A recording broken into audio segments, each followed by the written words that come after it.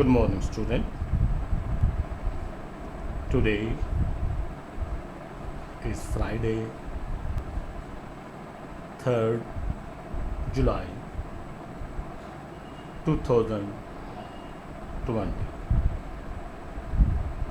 You are welcome in the class PTB Physics,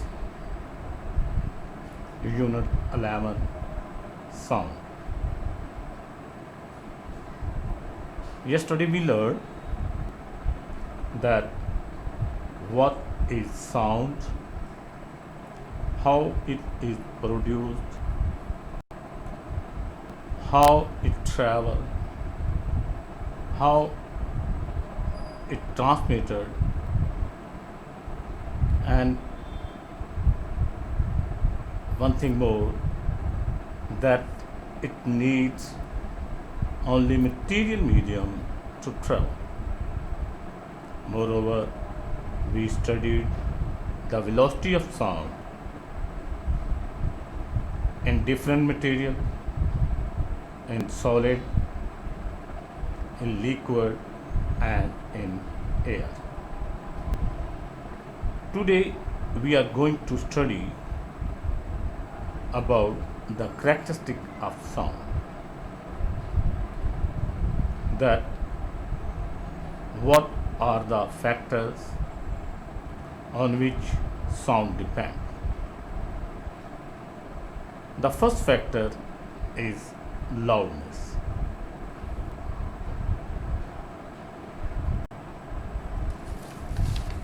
It is that characteristic of sound which help us to distinguish between loud and faint sound. Faint means dull sound. Loud, louder, in high voice. So, loudness is that characteristic of sound by which we can distinguish between the loud and faint sound. Loudness itself depends upon further few factors. The first, amplitude of vibrating body. Yesterday we learned that sound produced by the vibrating body, and in previous chapters we learned that what is vibration, the to and fro motion of the body, movement of the body in between the 2 points around a 1 point, around a mean position. So the vibration of vibrating means that the amplitude of vibrating body, the distance between the 2 points in which the body vibrates, the distance between two extreme points in which the body vibrates. So that distance is called amplitude of vibrating. Less the amplitude, the faint will be the sound. As we go on increasing the amplitude, the loudness of sound will be increased. Next is area of vibrating body. Top face of vibrating body. Small drum and the big drum that you may have seen in school band. The small drum produces the small sound and the big gives out a big sound, and when there is a very large, that creates or gives out a very loud sound. So the area of vibrating body is one of the factors that influence the loud. area of vibrating. So third one is the distance from vibrating body, that how much the listener is from the vibrating body. If you are closer to the vibrating body or the body which is producing the sound will be a loud. And if you are away from the body producing sound or the vibrating body, of course the sound will be faint.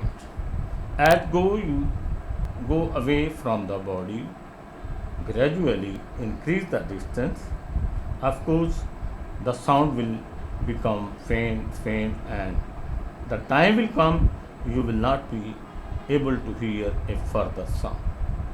So along with the amplitude of vibrating body, area of vibrating body, the distance from the vibrating body is also a major factor that influence the loudness.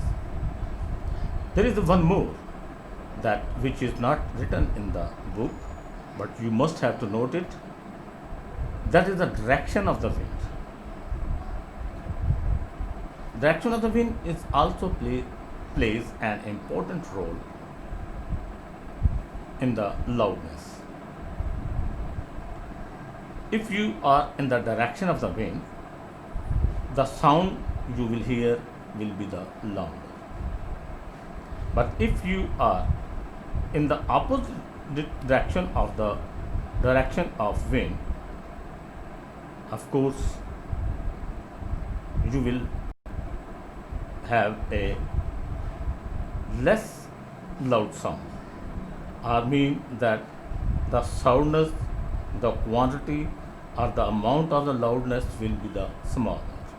So direction of the wind also plays an important role that which influence the loudness. So again I'm going to revise a little, that we are studying about the characteristic of sound. The first is the loudness. Loudness is that characteristic by which we can distinguish between the loud and faint sound. And loudness itself is depend upon the four other factors: amplitude of vibrating body, area of vibrating body, and the distance from the vibrating body. These three are written in your book, but the fourth and the last one, I request you to learn it and write in your books and the notebook also the direction of the wind. So thank you for today. Tomorrow we will further few more characteristics of sound. Thank you and God bless you.